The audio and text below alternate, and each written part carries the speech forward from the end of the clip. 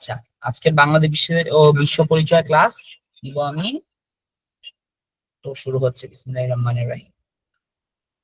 আচ্ছা, আমি একটু প্রথমত আমার পরিচয়টা বলে নিই। আমার নাম হচ্ছে কাজী মুক্তাদির আহমেদ। আমি জগন্নাথ বিশ্ববিদ্যালয় ঢাকাতে পড়াশোনা করছি।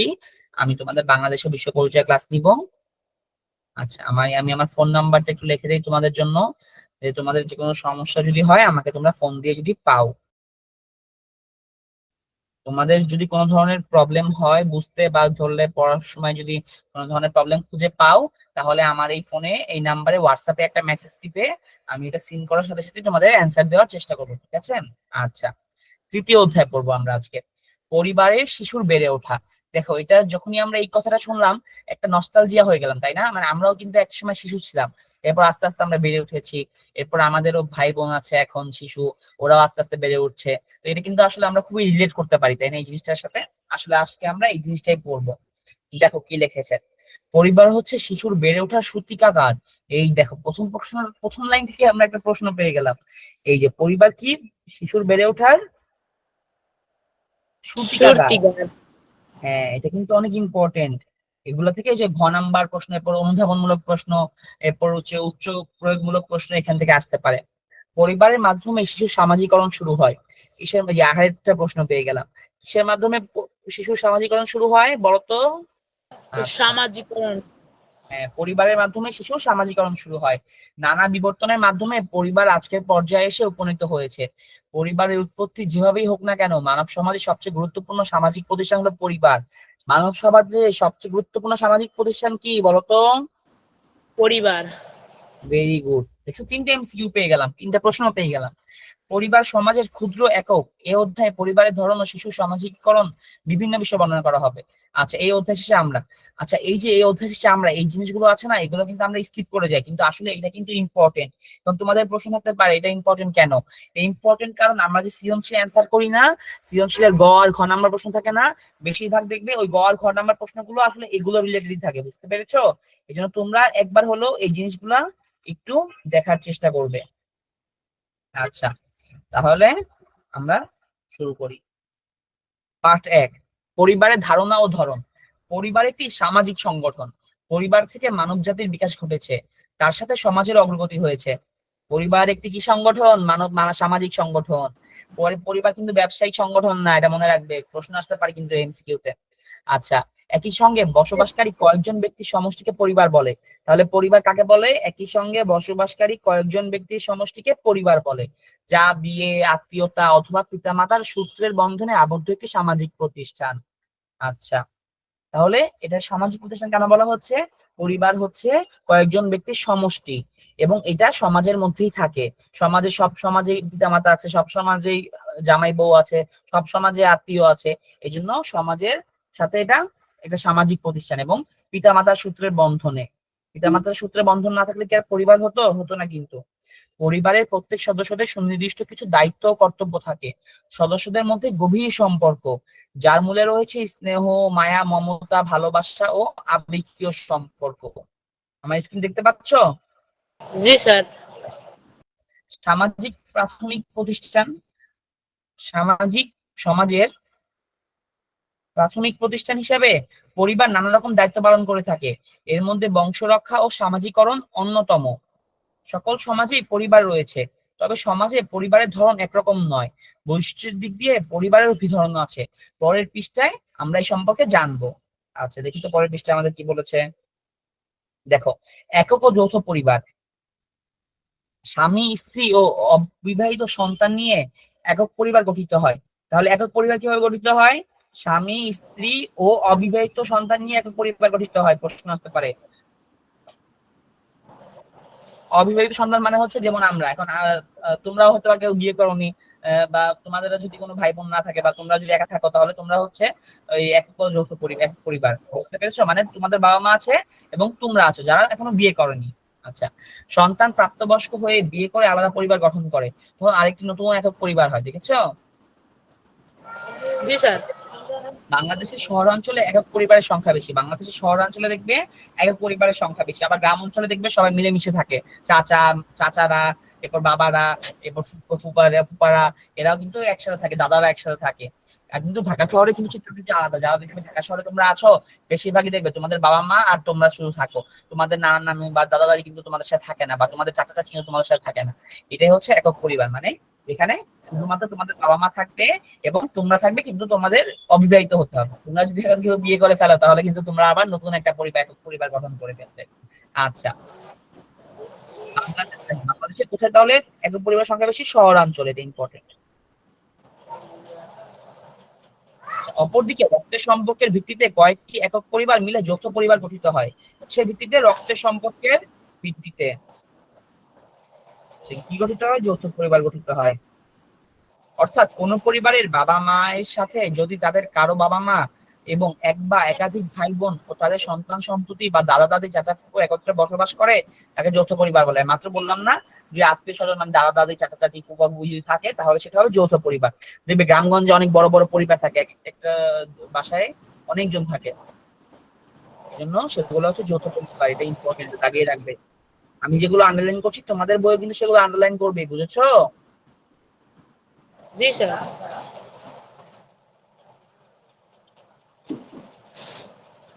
কোনো সমস্যা হলে কিন্তু বলবে, কোনো কিছু বুঝতে না পারলে বলবে কিন্তু। আচ্ছা, বাংলাদেশে গ্রাম অঞ্চলে যৌথ পরিবার দেখা যায়। তাহলে কোথায় কোথায় দেখা যায়? বাংলাদেশ ও ভারতের গ্রাম অঞ্চলে। গ্রাম তাও অঞ্চলে।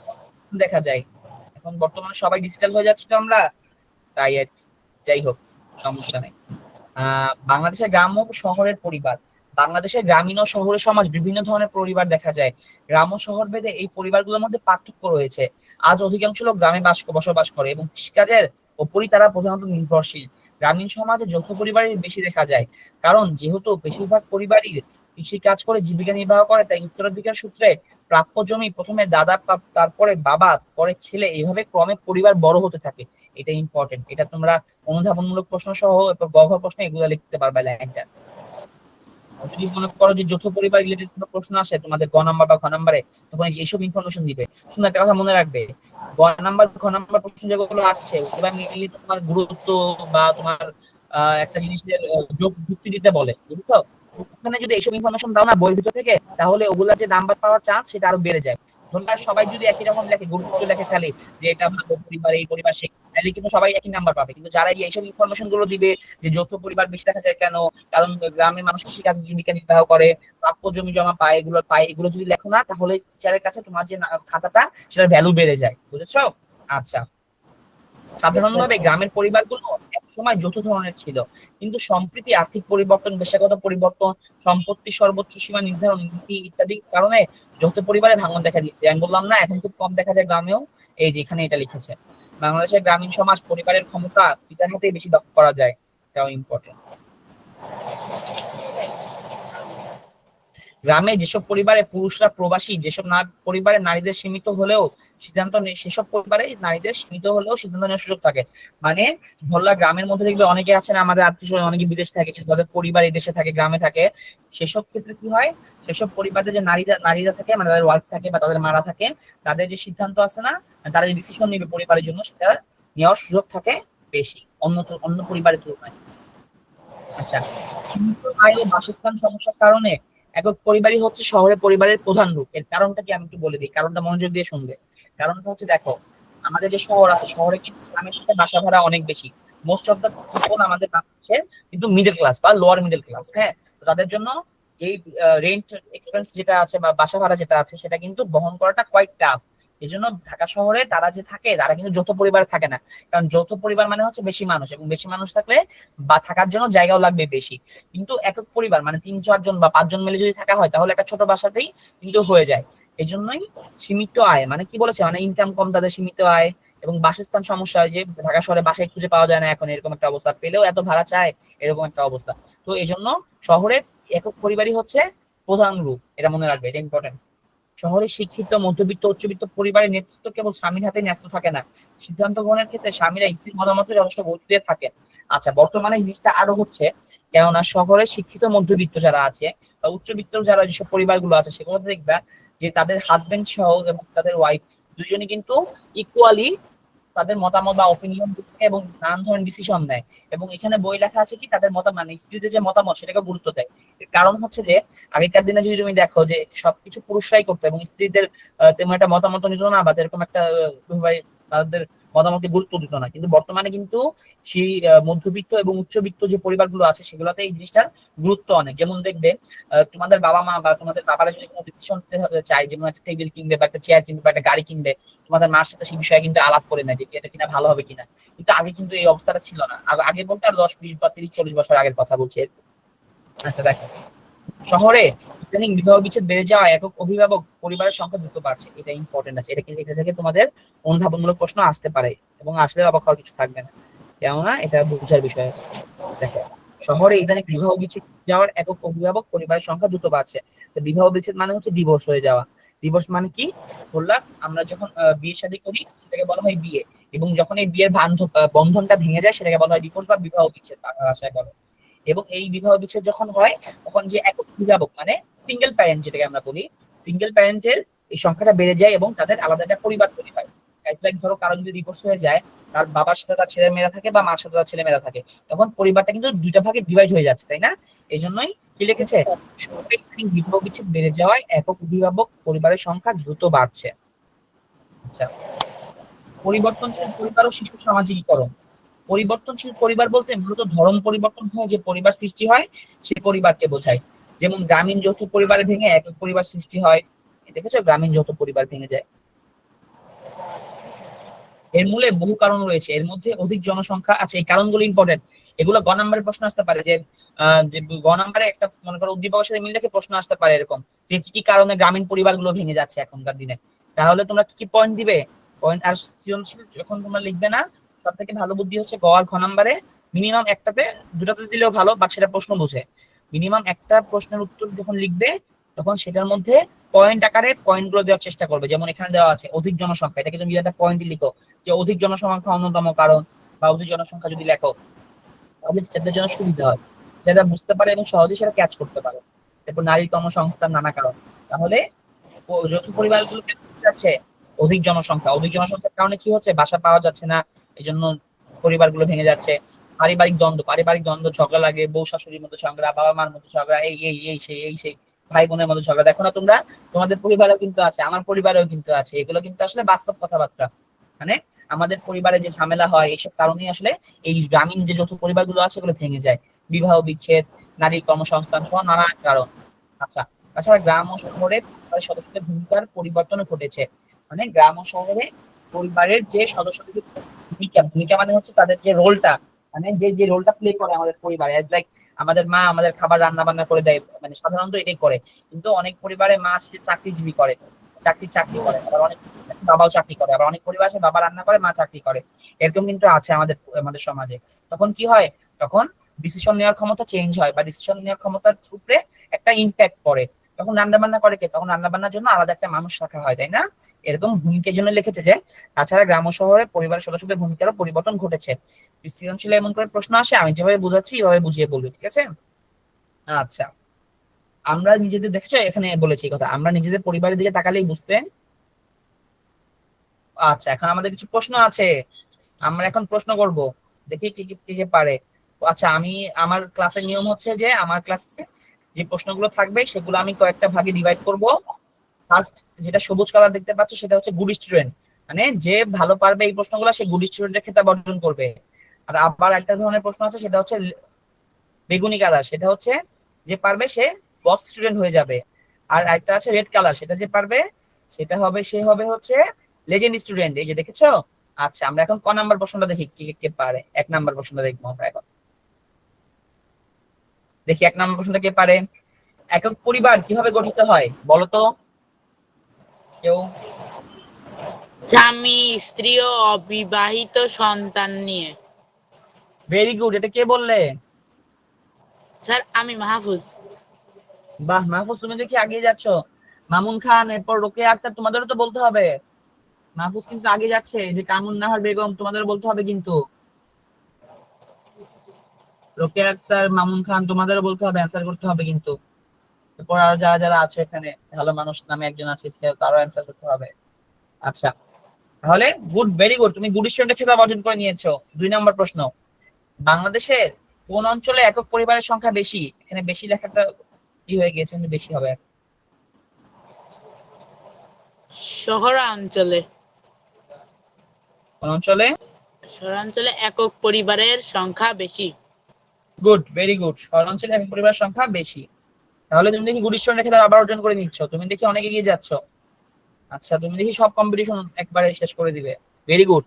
আচ্ছা, যৌথ পরিবার গঠনের মূল ভিত্তি, এটা কি পারবে দেখি? রক্তের সম্পর্ক। বাহ, মাশাআল্লাহ, তুমি দেখি অনেক ভালো পারছো। তুমি তো দেখি আমার ক্লাসে টপার হয়ে যাচ্ছ আস্তে আস্তে। আচ্ছা, দেখি আমরা আরো কিছু প্রশ্ন আছে কিনা। 3টা হয়েছে আমাদের। আচ্ছা, এরপরে হচ্ছে আমাদের 4 নম্বর প্রশ্ন, গ্রামীণ সমাজে যৌথ পরিবার টিকে থাকার প্রধান কারণ কি বলতো? কৃষি ও জমির উত্তরাধিকারী। ভেরি গুড, ভেরি গুড, মাশাআল্লাহ, তুমি দেখি অনেক ভালো করছো। আচ্ছা, 5 নাম্বারটা কি দেখি? 5 নাম্বারটা কিন্তু বস স্টুডেন্ট হওয়ার জন্য লড়াই। দেখি এটা কে পারে, বস কে হতে পারে? শহরে পরিবারে একক পরিবার বৃদ্ধির প্রধান কারণ কি? সীমিত আয় ও বাসস্থান সমস্যা। ভেরি গুড, ভেরি গুড, তুমি এখন বস স্টুডেন্ট হয়ে গিয়েছো। Very good. বাকিদেরও কিন্তু ভালো করতে হবে, বাকিরাও কিন্তু অ্যান্সার করবে, লজ্জা পেও না কিন্তু। আচ্ছা, যে অ্যান্সার করছো বা যারা অ্যান্সার করছো না, তাদেরকে একটা কথা বলে রাখি, তোমরা যখন একটা কিছু অ্যান্সার করো বা একটা কিছুর জন্য যে উদ্যোগ নাও বা একটা জিনিস চেষ্টা করো, এর মাধ্যমে তোমাদের ব্রেইন তোমাদের একটা সিগন্যাল দেয়। সেই সিগন্যালটা হচ্ছে লিডারশিপের একটা কোয়ালিটি তোমাদের মধ্যে বৃদ্ধি হয়, এবং তোমরা বিভিন্ন ক্ষেত্রে এই কোয়ালিটিটাকে কাজে লাগাতে পারবে। এই জন্য সবসময় নিজের যে ভয় আছে, নিজের যে জড়তা আছে, নিজের যে সমস্যাগুলো আছে, সেগুলো মানুষকে বলতে হবে। এর মাধ্যমে তোমরা নিজেকে ডেভেলপ করতে পারবে। বড় বড় মানুষ যারা এলন মাস্ক, এরপর বড় বড় বিল গেটস, তারপর যারা আছে না, তারা সবাই কিন্তু এইসব কোয়ালিটিটাকে অর্জন করেছে। আচ্ছা, আমরা দেখি এখন 6 নম্বর প্রশ্নটা কি দেখি? 6 নম্বরটা কে পারবে? গ্রামীণ সমাজে পরিবারের প্রধান সিদ্ধান্ত গ্রহীতা কে? পিতা। Very good, very good. শহরে শিক্ষিত, এই যে এখন আসছে লেজেন্ড স্টুডেন্ট খেতাব অর্জন করার প্রশ্ন, শহরে শিক্ষিত পরিবারের সিদ্ধান্ত গ্রহণে কেমন ভূমিকা পালন করা হয়? স্বামী স্ত্রী উভয়ের মতামত গুরুত্বপূর্ণ। Very good, very good. আচ্ছা, 8 নম্বরটা দেখি কি? এক অভিভাবক পরিবার বৃদ্ধির কারণ কি? বিবাহ বিচ্ছেদের হার বৃদ্ধি। Very good. যাক, আজকে তাহলে লেজেন্ড, এই প্রশ্নের এই পেজের জন্য লেজেন্ড হয়েছে তুমি।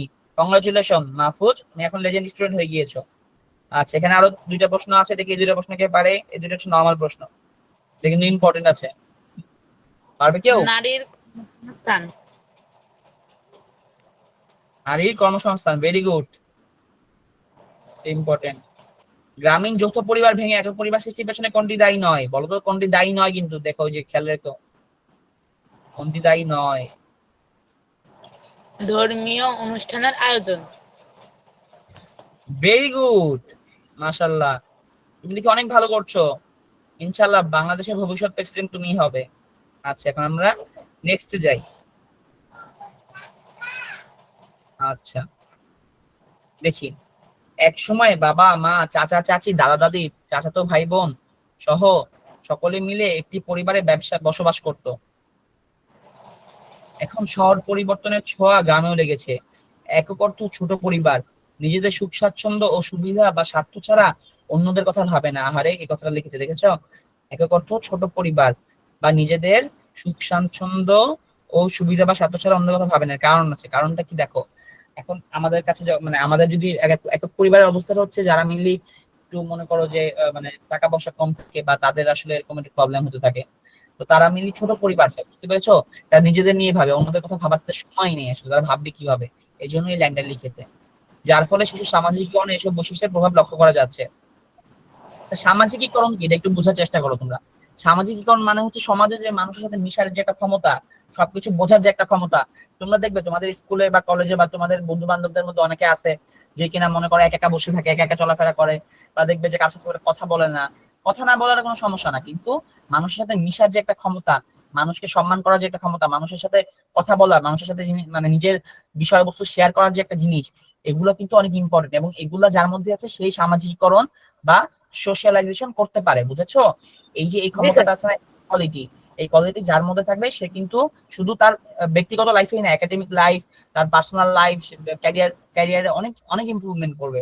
এটা কিন্তু অনেক ইম্পর্টেন্ট, এটা তোমাদের খ নাম্বার প্রশ্ন আসতে পারে আমার যা মনে হচ্ছে।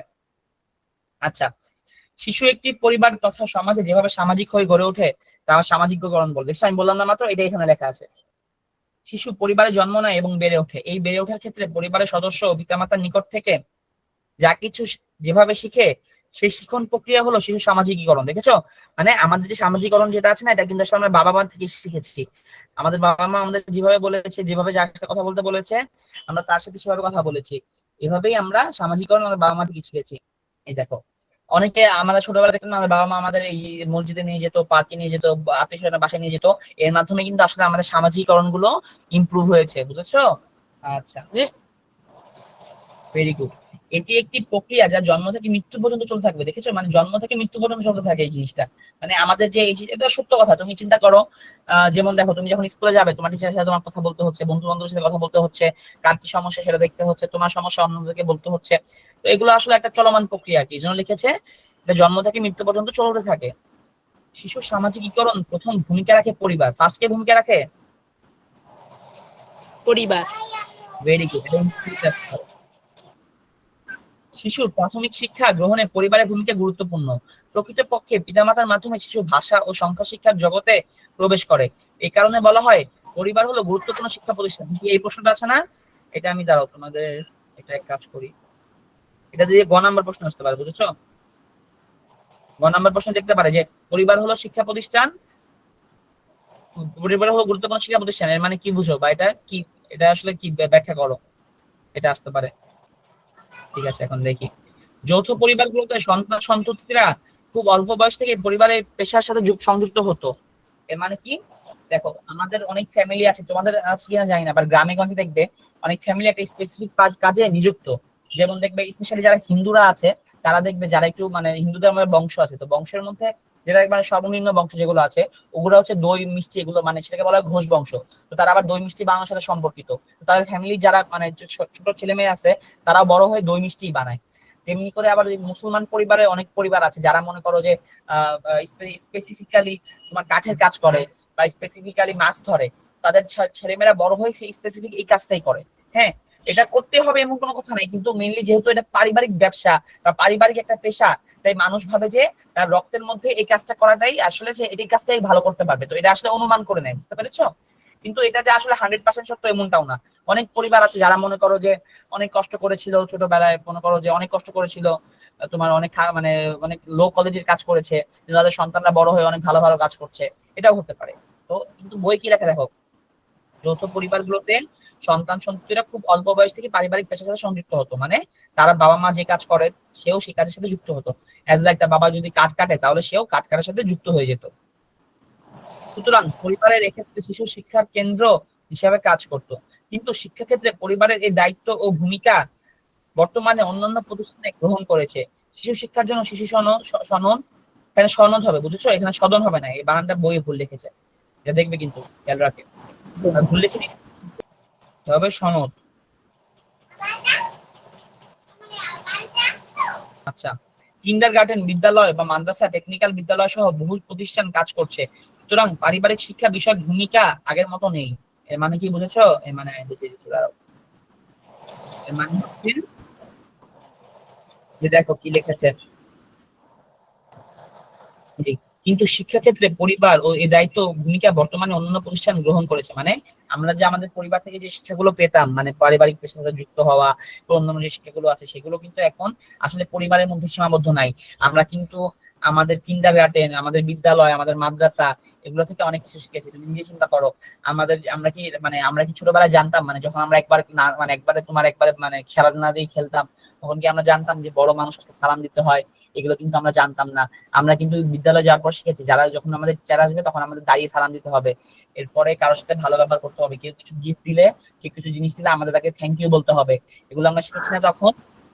এই জি জন্য স্যার। লিখেছি, যে শিশু শিক্ষার জন্য শিশু সনদ, কিন্ডারগার্টেন বিদ্যালয়, মাদ্রাসা, টেকনিক্যাল বিদ্যালয় সহ বহু প্রতিষ্ঠান কাজ করছে। সুতরাং পরিবারের শিক্ষা বিষয়ক ভূমিকা আগের মতো নেই। মানে আগে যে মানে মানুষ খালি পরিবার থেকে শিখতো, এই বিষয়টা এখন আর আগের মতো নাই। এখন আমরা অনেক জায়গা থেকে শিখি। আমরা মাঝে মধ্যে আমাদের বন্ধু বান্ধব থেকেও শিখি, মাঝে মধ্যে আমাদের অনেক বড় মানুষ, অনেক সিনিয়র মানুষজন শিখায়। অ্যাজ লাইক দেখো, ছোটবেলায় কিন্তু আমরা জানতাম না যে হাঁচি দিলে মুখ দিয়ে হাত ধরতে হয়, কিন্তু এখন কিন্তু আমরা জানি হাঁচি দিলে মুখ দিয়ে হাত ধরতে হয়। এরপর হাই দেওয়ার সময় মুখে হাত দিতে হয়, বা তাপ দিতেছে কিন্তু নাক চুলকানো যায় না, কান চুলকানো যায় না, এগুলো কিন্তু এখন আমরা জানি, তাই না? ঠিক এই জন্যই আর কি লিখেছি এগুলো। শিশু শিক্ষার মূল দায়িত্ব এখন শিক্ষা প্রতিষ্ঠানে ন্যস্ত হয়েছে। তাহলে শিশু শিক্ষার মূল দায়িত্ব কার কাছে ন্যস্ত হয়েছে? প্রতিষ্ঠান। শিক্ষা প্রতিষ্ঠান। এটা কিন্তু ইম্পর্টেন্ট, এমসিকিউ তে আসতে পারে। আমি যেগুলো আন্ডারলাইন করছি তোমরা বই আন্ডারলাইন করবে, ঠিক আছে? জি স্যার। আচ্ছা, ধর্মশিক্ষার বিষয়ে পরিবারের ভূমিকা যথেষ্ট গুরুত্বপূর্ণ। বাংলাদেশের ধর্মপ্রাণ মানুষের শিশুর ধর্মশিক্ষা বিষয়ে অত্যন্ত সজাগ। সাধারণত পরিবারের মধ্যে শিশুর ধর্মীয় শিক্ষা দেওয়া হয়। ধর্মীয় মূল্যবোধ ও নৈতিকতা সম্পর্কে বাবা মা, দাদা দাদি বা পরিবারের অন্যান্য সদস্য বিভিন্নভাবে শিশুকে অবহিত করে। তবে সময়ের পরিবর্তনে পরিবারের ছোট হয়ে যাওয়ায় বাবা মা উভয় ব্যস্ততার কারণে একটি পরিবারের ধর্ম বিষয়ক ভূমিকা দুর্বল হয়ে পড়েছে। তো বিষয়টা দেখো, আমরা যখন আগেকার দিনে যখন পরিবারের কাছে শিক্ষাটা ন্যস্ত ছিল, আমাদের পরিবার থেকে শিক্ষা দিত যে নামাজ পড়তে হবে, মানুষের সাথে ভালো ব্যবহার করতে হবে, খারাপ কাজ থেকে বিরত থাকতে হবে, এগুলো কিন্তু আমাদের বাবা মাই আমাদের শেখাতো। কিন্তু বর্তমান যে সিনারিওটা দেখবে যে তোমার যে নিজের বন্ধু বান্ধব আছে বা তোমার বাবা মাও কিন্তু অনেক চাকরি বাকরি করতে পারে, অনেক কাজ করে ব্যস্ত থাকে, তোমাকে সেইভাবে নজর দিতে পারে না বা তোমার খেয়াল রাখতে পারে না। তোমার অনেক বন্ধু বান্ধব আমাদের খেয়াল রাখতে পারে না। তো এই যে আমাদের যে ইসলামিক যে জ্ঞান বা আমাদের ধর্মীয় যে জ্ঞানটা, মানুষের সাথে ভালো ব্যবহার করা, নামাজ পড়া এবং খারাপ কাজ থেকে বিরত রাখা, মন্দ কথা বলা থেকে বিরত রাখা, এগুলো কিন্তু আমাদের নিজে থেকে শিখতে হয়, বা আমাদের টিচাররা আমাদের শেখায়, কিন্তু আমাদের বাবা মা কিন্তু আমাদের শেখাতে পারে না। এই জন্য অনেক সময় যেহেতু আমাদের বাবা মা আমাদের শেখাতে পারে না বা সময় পায় না তারা, অনেক সময় আমরা ধর্ম থেকে দূরে সরে যাই এবং নানান ধরনের পাপ কাজ বা খারাপ কাজে চলে যাই, বা যেসব কাজগুলো আমাদের সমাজের জন্য ক্ষতিকর বা আমাদের ধর্মের জন্য ক্ষতিকর, সেই কাজগুলো আমরা করি। পৃথিবীতে এমন কোনো ধর্ম নেই যারা খারাপ কাজ করতে বলে, সব ধর্মই কিন্তু ভালো কাজ করতে বলে। তুমি যদি দেখো, সব ধর্মের একসাথে সব ধর্মের একটাই মিল আছে, সেই মিলটা হচ্ছে সবাই ভালো কাজ বা যে কাজটা ঠিক সেই কাজটা করতে বলে। আচ্ছা, ধর্মশিক্ষা, আচ্ছা এখানে এটাই বলা হয়েছে যে ধর্মীয় মূল্যবোধ ও নৈতিকতা সম্পর্কে মা বাবা, দাদা দাদি, পরিবারের অন্যান্য সদস্য বিভিন্নভাবে শিশুকে অবহিত করে। দেখো, মাঝে মধ্যে তোমার দাদা দাদি বলবে তোমাকে নামাজ পড়তে, খারাপ কাজ থেকে বিরত থাকতে, ভালো ভালো কথা বলতে বলবে, গালি দেওয়া থেকে বিরত থাকতে বলবে না। কিন্তু এখন কিন্তু এই জিনিসটা খুব কম দেখা যাচ্ছে, কারণ এরকম মানে সময় নেই আমাদের বাবা মা এরকম আর কি। সম্প্রতি দেখা যায় ইউটিউবে বা ফেসবুকের অসমর্থিত সূত্র থেকে শিশুকে ধর্মশিক্ষা দিতে হচ্ছে। এর মানে কি দেখো, আমাদের কিন্তু যেটা সত্য কথা, আমরা কিন্তু এখন ফেসবুক বা ইউটিউবে থেকে অনেক ধর্মীয় শিক্ষা পাই। আমরা ইউটিউবে অনেক ওয়াজ শুনি না, আমাদের মোবাইলে ফেসবুক অনেক ওয়াজ আসে না, এগুলোর মাধ্যমে কিন্তু এখন আমরা এই ধর্মীয় শিক্ষাগুলো পাচ্ছি। কিন্তু সেই জিনিসগুলো কতটুকু সত্য এটা কিন্তু আসলে আমরা জানি না। তো এখানে একটা প্রশ্ন থাকতেই পারে যে আসলে জিনিসটা কিরকম। দেখো কি লিখেছে, এদের শিশুর মধ্যে প্রকৃত ধর্মীয় মূল্যবোধ যা মানুষের জীবনে মানবিক, নৈতিক ও উদারতার গুণ তৈরি করে, সেটি তৈরি বাধাগ্রস্ত করতে পারে। মানে ইউটিউব ফেসবুক থেকে যে ধর্মশিক্ষা মানে আমরা যেটা নিচ্ছি, সেটা যে আসলেই সেটা আসল কিনা সেটা কিন্তু আসলে আমরা জানি না। এই জন্য কি সমস্যা হতে পারে, আমাদের মানবিক, নৈতিক ও উদারতার যে গুণগুলো আছে সেগুলো তৈরি বাধাগ্রস্ত হতে পারে।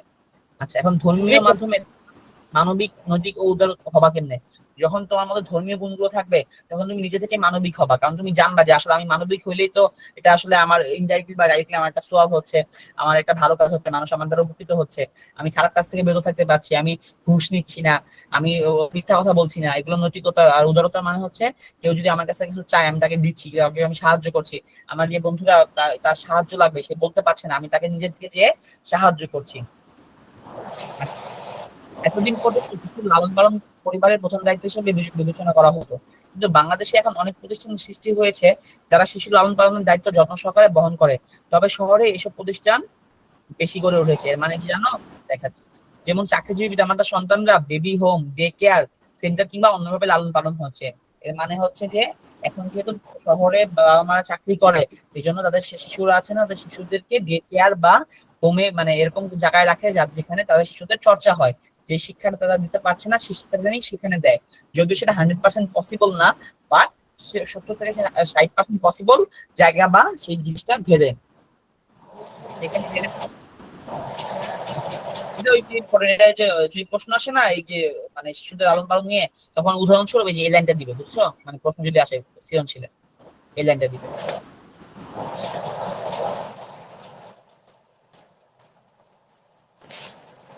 আচ্ছা, যৌথ পরিবারের দাদা দাদি চাচা চাচী সহ অন্য সদস্যদের সাথে পারস্পরিক আচার আচরণের মাধ্যমে শিশুদের সম্পর্ক গড়ে ওঠে। এর সম্পর্কের মধ্য দিয়ে শিশুর সহযোগিতা, সহিষ্ণুতা, সহমর্মিতা, সহনশীলতা, নিরাপত্তা বোধ, সমান ভাগের অংশীদার প্রবণতা সহ বিভিন্ন গুণ অর্জন করা সামাজিক শিক্ষা পায়, যা শিশুর সামাজিককরণে প্রভাব ফেলে। আচ্ছা, সহযোগিতা মানে হচ্ছে অন্যকে সাহায্য করার যে ক্ষমতা বা অন্যদের সাহায্য করার যে আমার ইচ্ছা সেটা। সহিষ্ণুতা মানে হচ্ছে আমাদের ধৈর্যটা।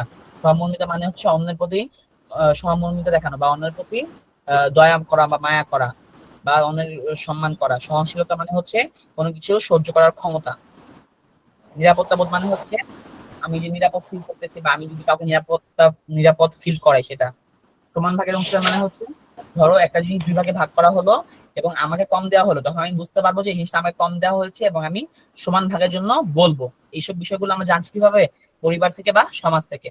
এবং আমরা এর মাধ্যমে আমাদের সামাজিক শিক্ষা পাচ্ছি, যা আমাদের সামাজিকরণে যা শিশু সামাজিকরণের প্রভাব ফেলে। তোমরা ছোটবেলা থেকে কিন্তু এইভাবেই আমরা আসলে বড় হয়েছি, যদি চিন্তা ভাবনা করো এইভাবে কিন্তু আসলে আমরা বড় হয়েছি। তবে যৌথ পরিবার কমে যাওয়া এই ধরনের সামাজিকরণ প্রায় এখন দেখা যায় না। মাঝে মধ্যে আমাদের বন্ধু বান্ধব বা আত্মীয় স্বজনের মধ্যে কিছু কিছু মানুষ থাকে, তারা কিন্তু আসলে এইসব জিনিস এগুলো পায় না আসলে, বুঝেছো? তখন আমাদের তাদেরকে খুব অসহ্য লাগে, কিন্তু আসলে কিন্তু এটা ঠিক না, কারণ তারা তো আসলে থেকে বঞ্চিত হচ্ছে। তাদেরকে আমাদের ভালো মন্দ বোঝানো উচিত, বুঝেছো? কেননা সব জায়গায় তার যৌথ পরিবার বা সব জায়গায় তো বাবা মা ভালো মতো খেয়াল রাখতে পারে না। আচ্ছা, এখন আমাদের আবার নতুন প্রশ্ন। দেখি এই প্রশ্নটাকে পারে, ইম্পর্টেন্ট প্রশ্ন। এটা কিন্তু গুড স্টুডেন্ট হওয়ার প্রশ্ন। দেখি এবার কে এগিয়ে যায়। সামাজিক প্রক্রিয়া কখন শুরু হয়? দেখি কে পারে এটা। স্কুলে ভর্তির পর। শিওর তুমি? Yes sir. Sir Mahfuz. Very good. আচ্ছা, 2 নাম্বারটা দেখি কে পারে। বাকিরা রেসপন্স করবে কিন্তু, ঠিক আছে? মামুন খান, রোকেয়া, তোমরা কিন্তু রেসপন্স করবে, ভালো মানুষ, রেসপন্স করবে কিন্তু। আচ্ছা, শিশু সামাজিক আচ্ছা শিশু সামাজিকীকরণে প্রথম ও প্রধান ভূমিকা কে পালন করে? দেখি এটা কে পারে। পরিবার। Very good. তুমি গুড স্টুডেন্টের খেতাব অর্জন করে যাচ্ছ, তুমি তো দেখি একবার সব রেকর্ড ভেঙে ফেলবে। 3 নাম্বার প্রশ্ন, এটা কিন্তু বস স্টুডেন্ট হওয়ার প্রশ্ন। দেখি এটা কে পারে। বর্তমানে শিশুর প্রাথমিক শিক্ষার মূল দায়িত্ব কোথায় ন্যস্ত? শিক্ষা প্রতিষ্ঠান। Very good, very good. শিক্ষা প্রতিষ্ঠান। যৌথ পরিবারে, এটা কিন্তু বস স্টুডেন্ট প্রশ্ন। যৌথ পরিবারে শিশু কি ধরনের সামাজিক গুণাবলী অর্জন করতে পারে? সহযোগিতা ও সহমর্মিতা। Very good. আচ্ছা, এইগুলো একাকিত্ব স্বার্থপরতা হবে না কেন? একাকিত্ব মানে হচ্ছে যে একা একা থাকা, স্বার্থপরতা মানে হচ্ছে মানে সেলফিশ, যেটাকে বলি আমরা বাংলা ইংলিশে, মানে একবারে নিজের নিজেরটা বুঝবে এই সেই। প্রতিযোগিতা হিংসা মানে মানে কারোর সাথে সবার সাথে হিংসা করবে, এই ওর মাইন্ড দিবে এই সেই। আত্মকেন্দ্রিকতা মানে খালি নিজের নিয়ে থাকবে, এই জন্য এই তিনটা অপশন হবে না। হবে কোনটা? সহযোগিতা ও সহমর্মিতা। 5 নাম্বারটাকে পারবো দেখি। বর্তমান ধর্মশিক্ষার ক্ষেত্রে কি সমস্যা দেখা যাচ্ছে? পরিবার থেকে পর্যাপ্ত ধর্মশিক্ষা না পাওয়া। Very good, very good. দেখি আমাদের অ্যান্সার গুলো হয়েছে কিনা, এখন আমরা মিলিয়ে দেখবো, ঠিক আছে? 1-এর খ, 2-এর গ, 3-এর গ, দেখি 1-এর খ হয়েছে কিনা। Very good. আচ্ছা, এখানে কিন্তু 4 নাম্বার, দেখো 4 নাম্বারে কিন্তু ক হবে অ্যান্সার। হ্যাঁ, 5 নাম্বারের কি হবে অ্যান্সার? আচ্ছা, খ। 5 নাম্বারে খ হবে সামাজিক মাধ্যম থেকে ভুল শিক্ষা পাওয়ার ঝুঁকি। এটা কিন্তু সমস্যা দেখা যাচ্ছে। পরিবার থেকে পর্যাপ্ত ধর্মশিক্ষা না পাওয়াটা সমস্যা, কিন্তু সামাজিক মাধ্যম থেকে যে ভুল শিক্ষা পাওয়ার ঝুঁকিটা, এটা কিন্তু এর থেকে বড় সমস্যা, বুঝেছো? এই জন্য অ্যান্সার কোনটা হবে? এই খ নাম্বারটা হবে। জি স্যার। কারণ আমরা ফেসবুক থেকে কি শিখছি? ভুলভাল শিখছি না, আমরা উল্টাপাল্টা জিনিস শিখছি না, এই জন্য।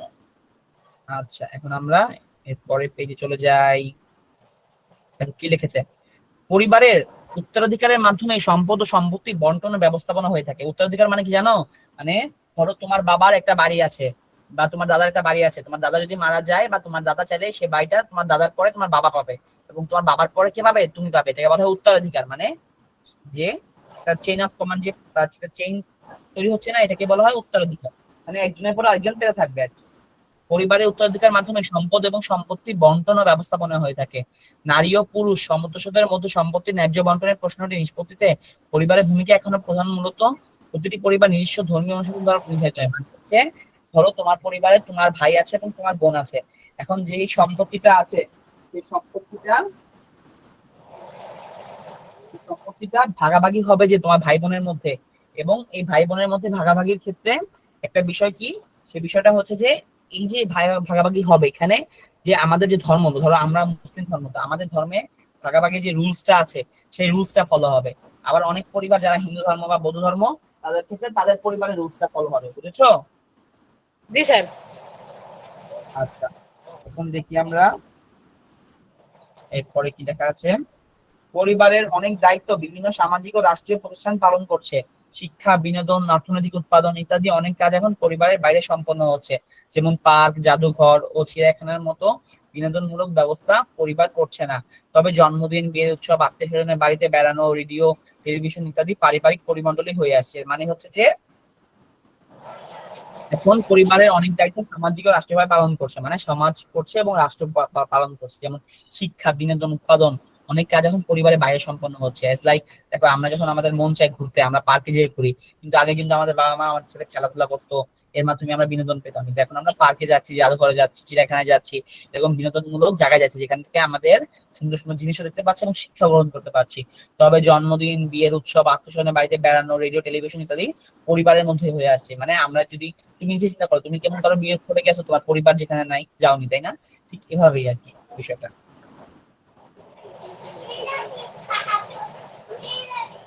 আচ্ছা, পার্ট 4, শিশু সামাজিকীকরণ, পরিবারের সদস্য ও তাদের পারস্পরিক সম্পর্কের ভূমিকা। পরিবার সামাজিকীকরণ গুরুত্বপূর্ণ মাধ্যম। শিশুর জীবনের ভালো ও খারাপ অভ্যাস পরিবারের সামাজিকীকরণের ফল। এখানে ইম্পর্টেন্ট একটা বিষয় আছে, আচ্ছা তোমরা এখানে আহ এই লাইনটা দাঁড়িয়ে আসতে পারে, আর এটা তোমার খ নাম্বার প্রশ্ন আসতে পারে, খ নাম্বার প্রশ্ন এখান থেকে এই পর্যন্ত। আচ্ছা, পরিবার সামাজিকীকরণ গুরুত্বপূর্ণ মাধ্যম। পরিবার কিসের গুরুত্বপূর্ণ মাধ্যম? সামাজিকীকরণ। এটা তোমার গ নাম্বার প্রশ্ন আসতে পারে। আমি এতক্ষণ বুঝিয়েছি না সামাজিকীকরণের বিষয়টা, আসলে সেটা এখানে লিখবে। শিশুর জি স্যার। জীবনে খারাপ অভ্যাস পরিবারের সামাজিকরণের ফল। পরিবারের মধ্যে শিশুর সামাজিক নীতিবোধ, নাগরিক চেতনা, সহযোগিতা, সম্প্রীতি, ভ্রাতৃত্ববোধ, আত্মত্যাগ ও ভালোবাসা জন্মে। স্বার্থপরতা ও আত্মকেন্দ্রিকতা পারিবারিক শিক্ষার ফল। এই দেখো, স্বার্থপরতা ও আত্মকেন্দ্রিকতা পারিবারিক শিক্ষার ফল।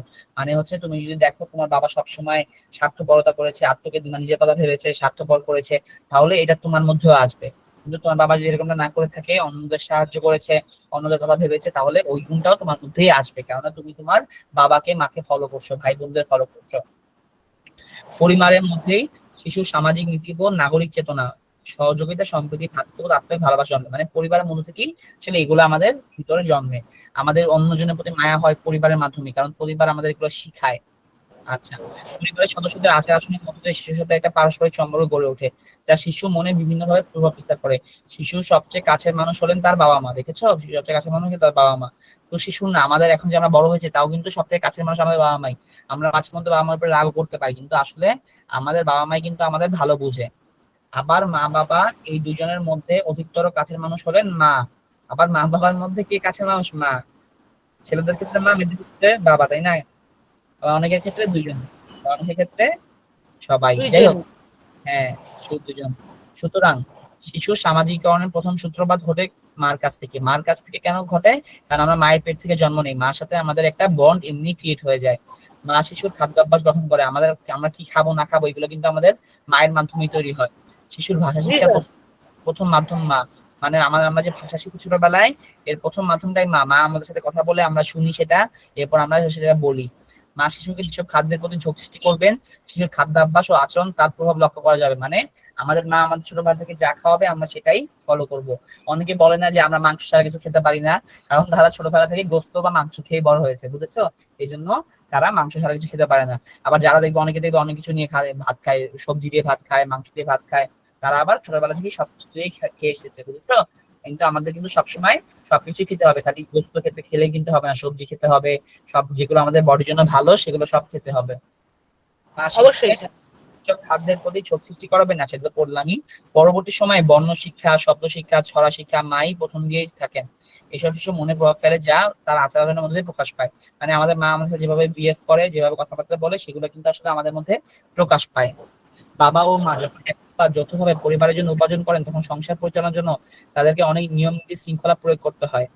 পিতামাতার এই আচরণ মূল্যবোধ শিশুর সামাজিকীকরণকে প্রভাবিত করে। তোমরা নিজের পরিবারে পিতামাতা, ভাই বোন যে ভূমিকা পালন করে তা অনুসন্ধান করে দেখতে পারো। দেখবে পরিবারে বড় ভাই ও বোনদের কাছ থেকে তোমরা বিভিন্ন কাজে সহযোগিতা, সহমর্মিতা, শৃঙ্খলাবোধ, নিয়ম নীতি, স্নেহ, ভালোবাসা প্রভৃতি শিক্ষা পেয়ে থাকো। এই যে ইম্পর্টেন্ট আছে, একটু করবে। এগুলো হচ্ছে তোমার ওই এইসব এখান থেকে এমসিকিউ আসবে কিনা আমি বলতে পারবো না, কারণ আসার সম্ভাবনা কম। এখান থেকে হচ্ছে তোমার ওই যে গ নাম্বার আর ঘ নাম্বারের প্রশ্নগুলো আছে না, এখান থেকে এই যে এইসব লাইনগুলো তুলে তুলে লিখবে, তাহলে নাম্বার বেশি পাবে, বুঝেছো? কারণ এগুলো হচ্ছে ইনফরমেশন। যত বেশি ইনফরমেশন দিবে প্রশ্নের মধ্যে বই থেকে, তত বেশি নাম্বার পাবে। যা পরবর্তী সময়ে এর প্রভাব তোমাদের আচরণ লক্ষ্য করা যায়। দাদা দাদি, নানা নানি, চাচা চাচি, চাচাতো ভাই ও বোন, নিকট আত্মীয় স্বজনের কাছ থেকে অনেক বিষয় শিশুর আচরণে রেখাপাত করে। রেখাপাত মানে হচ্ছে প্রভাব ফেলে, ইম্প্যাক্ট।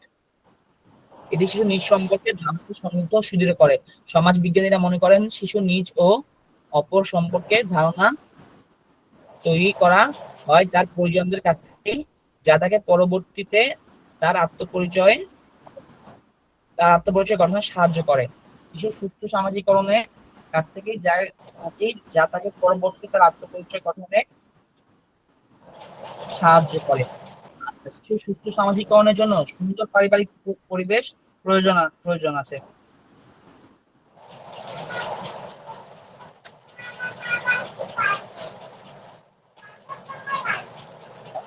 এরপর দেখো কি লিখেছে, এই জন্য প্রয়োজনে পিতামাতার পারস্পরিক সম্পর্ক ভালো হওয়া, তাছাড়া পারিবারিক ঝগড়া বিবাদ ও মনোমালিন্য এড়িয়ে সকলের মধ্যে সুসম্পর্ক গড়ে তোলা প্রয়োজন। এইসবই শিশুর সুষ্ঠু সামাজিকীকরণ প্রভাব ফেলে। এটাও ইম্পর্টেন্ট। বাংলাদেশের শহরাঞ্চলে পরিবারের পিতামাতা উভয় চাকরিজীবী, সেসব পরিবারের শিশুকে গৃহভৃত্যের বা আত্মীয় স্বজনের উপর নির্ভরশীল হতে হয়। এসব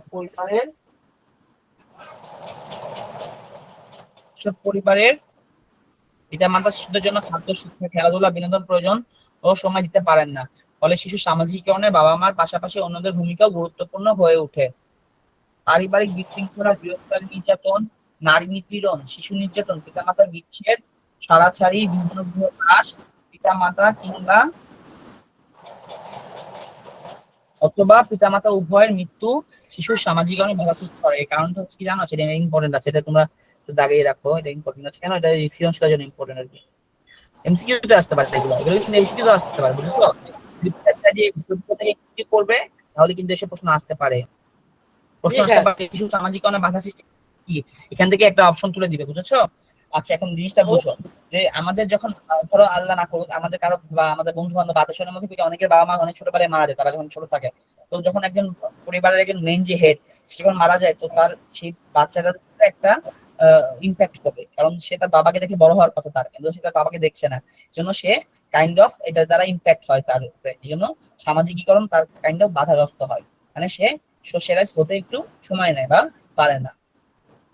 এসব শিশুর আচরণ একাকিত্ববোধ, অবসান, ট্রমা, প্রতিহিংসা, আত্মকেন্দ্রিক মনোভাব সহ নানা মানসিক সমস্যা দেখা দিতে পারে। সুতরাং শিশু সামাজিকীকরণে পরিবারের সদস্যদের ভূমিকা গুরুত্বপূর্ণ। অনেক সময় দেখা যায় অত্যাধিক শাসন কিংবা অধিক স্নেহ উভয় শিশুর সামাজিকীকরণে বাধাগ্রস্ত করে। মানে দেখবে যে অনেক সময় অনেক বাবা মা আছে না, শিশুদের টর্চার করে, মাইট দেয়, খালি রেজাল্ট ভালো না করলে বকা দেয়, এটা কিন্তু আসলে ঠিক না। দেখো, রেজাল্টটা হচ্ছে একটা বিষয়, এখন তোমার মনে করো যে তুমি যদি চেষ্টা না করো তাহলে কিন্তু তুমি পারবে না। আর এবং আল্লাহর কাছে সাহায্য, আল্লাহর কাছে সাহায্য চাইলে কিন্তু তোমার ভালো রেজাল্ট হবে, কিন্তু সবসময় নাও হতে পারে। আল্লাহ তাআলা আমাদের অনেক সময় পরীক্ষা নিতে পারে, হয়তোবা তুমি অনেক পড়লে কিন্তু ভালো রেজাল্ট করলে না, এর মানে মন খারাপ করার কিছু নাই। এর মানে হচ্ছে তোমার জন্য আল্লাহ তাআলা আলো ভালো কিছু রেখেছে, এটা আমাদের আমাকে বোঝাতে হবে। রেজাল্ট ভালো করলে যে জীবনে অনেক কিছু করতে পারবে মানুষ, এরকম কোনো কথা নেই। কিন্তু হ্যাঁ, ভালো মানুষ হতে হবে। যে ভালো মানুষ হয়েছে আল্লাহ তার জন্য ভালো কিছু রেখেছে এবং সে ভালোই করেছে। রেজাল্টটা হচ্ছে তোমার চেষ্টার উপর নির্ভর করে। তুমি যদি চেষ্টাই না করো এবং পরে যদি আল্লাহকে দোষ দাও এবং নিজেকে দোষ দাও, তাহলে কিন্তু হবে না। তুমি চেষ্টা করবা, নিজের সর্বোচ্চটুকু দিবা, বাকিটা আল্লাহর হাতে ছেড়ে দিবা। আল্লাহ কিন্তু সবকিছু দেখে এবং সবকিছু জানেন। আচ্ছা, দেখো আমরা কি পড়ি। ওই যে বিভিন্ন বাবা মা ও যতদিন শাসন করার কারণে শিশুরা মানে একটু ডিপ্রেশনে পড়ে যায়, এই জন্য অনেক প্রবলেম হয় যাদের। এই কারণে শিশুর আচরণ গঠনের প্রতি পিতামাতা ও পরিবারের অন্য সদস্যদের ভূমিকা সমন্বয় করতে হবে। সমন্বয় মানে হচ্ছে মানে সবকিছু মিলেমিশে করতে হবে, মানে শাসনও করতে হবে আবার অ্যাপ্রিসিয়েটও করতে হবে। যেমন এখন ক্লাসের মধ্যে সব থেকে ভালো তোমরা রেসপন্স করছো, যেমন মাহফুজ রেসপন্স করছে, মাহফুজ অনেক ভালো করছে, যেমন তাকে সবসময় আমাদের অ্যাপ্রিসিয়েট করা উচিত। আবার যারা একটু মনে করো যে দুষ্টামি করতে চাও সবসময় বা রেসপন্স করো না, তাদের কিন্তু একটু হালকা পাতলা বকাও দেওয়া উচিত, কিন্তু রেসপন্স করবে। হ্যাঁ, রেসপন্স করাটা ভালো। না বুঝতে পারলে আমাকে বলবে, আমি তোমার ফোন নাম্বারও দিয়ে দিয়েছি, কোনো সমস্যা হলে আমাকে মেসেজও করতে পারবে তোমরা। আচ্ছা, পরিবারের সকল সদস্যের মধ্যে সমন্বয় সাধনে শিশুর আচরণ নিয়ন্ত্রণে সহায়ক। সহায়ক মানে হচ্ছে হেল্পফুল। পরিবার থেকে আত্মসচেতন ব্যক্তিত্ববান হিসাবে গড়ে তুলতে সহায়তা করবে। কোন সব? এই যে এগুলো যেগুলো আমরা পড়লাম। আচ্ছা, আমাদের চ্যাপ্টার শেষ। দেখি প্রথম প্রশ্নটা কে পারে। শিশুর বেড়ে ওঠার প্রথম সূতিকাগর কোনটা? দেখি এটা কে পারে। এটা কিন্তু পড়াইছি আমি। পরিবার। পরিবার, ভেরি গুড। কে বললো এটা? Mahfuz. Yes sir. Very good, দেখি অনেক ভালো স্টুডেন্ট হয়ে যাচ্ছে আস্তে আস্তে। আচ্ছা, আমরা এখন দেখবো এর পরের অ্যান্সারটা কি। যৌথ পরিবার শিশুদের মধ্যে, দেখি এটা কে পারে।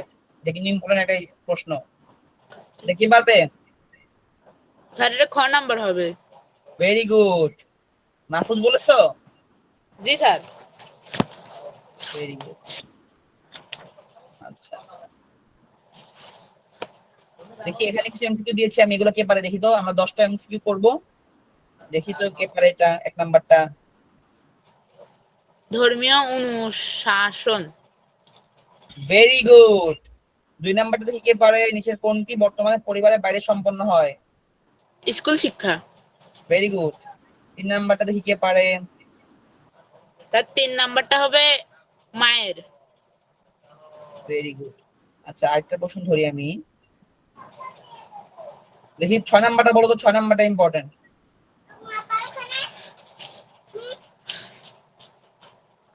শিশুর নিজ ও অপর ধারণা গঠনে সহায়তা করে কারা? পরিজন। Very good. দেখি এটা হয়েছে কিনা অ্যান্সার, দেখি একটু এটার। 6 এর খ, তুমি পরিজন বলেছো। জি স্যার। ভেরি গুড, মাশাআল্লাহ, আল্লাহ তোমাকে বরকত দিক। আচ্ছা, এরপরে দেখি কি আছে। আরেকটা প্রশ্ন করি, কঠিন একটা প্রশ্ন দেবো এখন। আহ, দেখি 11 নাম্বারটা বলো তো। 11 নাম্বারটা। বর্তমানের শিশুর ধর্ম শিক্ষার প্রধান সমস্যা কি?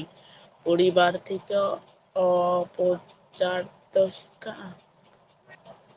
পরিবার থেকে অপর্যাপ্ত শিক্ষা। হ্যাঁ, অপর্যাপ্ত মানে কি জানো? মানে ইনাফ। ইনাফ না, মানে ইনাফ না, মানে পরিবার থেকে মানে অপর্যাপ্ত শিক্ষা মানে শিক্ষা না, মানে কম শিক্ষা। মানে আমার পরিবার আমাকে শেখায় নাই ধর্ম, কিভাবে নামাজ পড়তে হয়, কিভাবে খারাপ কাজ থেকে বেরোতে থাকতে হয়, ধর্মের বিষয় বলে নাই, এগুলো আছে। বুঝতে পেরেছো? অপর্যাপ্ত মানে হচ্ছে জি মানে যেটা আমার প্রয়োজন তার থেকে কম, এরকম। আচ্ছা, বুঝছি। দেখি এটা পারো। 13 নাম্বারটা পারবে? 13 নাম্বারটা। 13। জি, পিতামাতার কোন আচরণ শিশুর সামাজিকরণে সাহায্য করে? মূল্যবোধ শিক্ষা দেওয়া। Very good, very good. আচ্ছা, সুন্দর করেছো। আচ্ছা, আমার এখানে আমি 15-20টার মতো এমসিকিউ দিয়ে রেখেছি, এগুলো তোমরা বাসায় করবে, এখানে অ্যান্সারও দেওয়া আছে। আর তোমাদের এক্সামে থাকবে হচ্ছে এই যে সৃজনশীল দুইটা আছে না আমাদের বইয়ে, এই সৃজনশীল দুইটা হ্যাঁ। ভালো করবে। আমি তোমাদেরকে জিজ্ঞাসা করি প্রশ্ন একটা। আচ্ছা, এই 3 আর 4 নম্বর প্রশ্নটা দেখি বলো তো কেউ পারো কিনা। আচ্ছা। ফারুক ও হাসিব একই শ্রেণীতে পড়ে। হাসিব প্রায়ই মা বাবার সাথে বেড়াতে যায়। হাসিব সব সময় হাসি খুশি থাকে। ফারুকদের মা বাবা আলাদা বসবাস করে। ফারুক মায়ের সাথে থাকলেও সব সময় তার মন খারাপ থাকতো। তবে এখন সে মা এবং বাবা দুজনের বাসাতেই সপ্তাহে 3 দিন করে থাকে। ফলে তার এখন অনেক ভালো লাগে। ফারুক ও হাসিবের ভিন্নতার কারণ কি? পারিবারিক পরিবেশ। Very good. এর পরেরটা দেখি বলো তো। ফারুক ভবিষ্যতে কি ধরনের আচরণ করতে পারে? বন্ধুদের এড়িয়ে চলবে। Very good, very good. তুমি দেখি ভালোই, মাশাআল্লাহ, আল্লাহ তোমাকে আরো ভালো করুক। Very good. কি হয়ে গেল আবার এটা। দেখি ক নাম্বারটা পারবে কেউ বলতে? ক নাম্বারটা সৃজনশীলের ক নাম্বার। সমাজকরণ। দাঁড়াও আমি বুঝতেছি কি করছি। পারবে ক নাম্বারটা? সামাজিকরণ কি বলেছিলাম তো। শিশু একটি পরিবার তথা সমাজ যেভাবে সামাজিক হয়ে গড়ে ওঠে তাকে সামাজিকরণ বলা হয়। Very good. এটা সুন্দরভাবে যদি বলতে হয় তাহলে এভাবে বলবে, যে প্রক্রিয়ার মাধ্যমে মানব শিশু ক্রমশ সামাজিক মানুষের পরিণত হয় তাই সামাজিকীকরণ।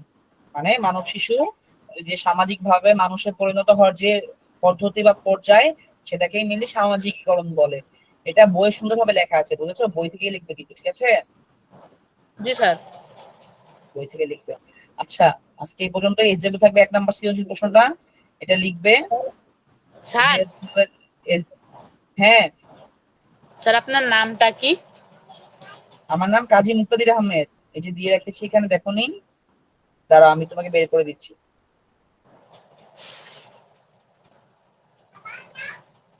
এই যে আমার নাম কাজী মুক্তাদির আহমেদ, জগন্নাথ বিশ্ববিদ্যালয়ে পড়ি। এই যে আমার ফোন নাম্বারটা তোমরা লিখে রাখবে সবাই, স্ক্রিনশট দিয়ে রাখো আমার ফোন নাম্বারটা।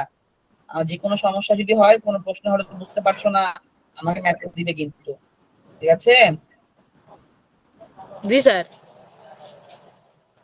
এই যে আমার ছবি, আমার জন্য কিন্তু সবাই দোয়া করবে বেশি করে। আর হচ্ছে, এই হলো আমাদের আজকের পড়া। তোমাদের যদি কারো প্রশ্ন থেকে থাকে তোমরা প্রশ্ন করতে পারো, যদি কোনো কিছু না বুঝতে পারো প্রশ্ন করতে পারো। স্যার আমাদের জন্য দোয়া করেন। হ্যাঁ হ্যাঁ, অবশ্যই। তুমি এত মাশাআল্লাহ অনেক ভালো স্টুডেন্ট তুমি, আল্লাহ তোমাকে বরকত দিক। আমি তো এই যে ক্লাসের মধ্যে দোয়া করে দিলাম। আর যদি কারো কোনো প্রশ্ন থাকে করতে পারো। আর যদি কারো প্রশ্ন না থাকে, যাদের প্রশ্ন নেই তারা লিভ নিতে পারো, আর যাদের প্রশ্ন আছে তারা থাকতে পারো এখন। স্যার তাহলে আসসালামু আলাইকুম। আচ্ছা, ভালো থেকো কিন্তু, ভালো মতো পড়াশোনা করবে।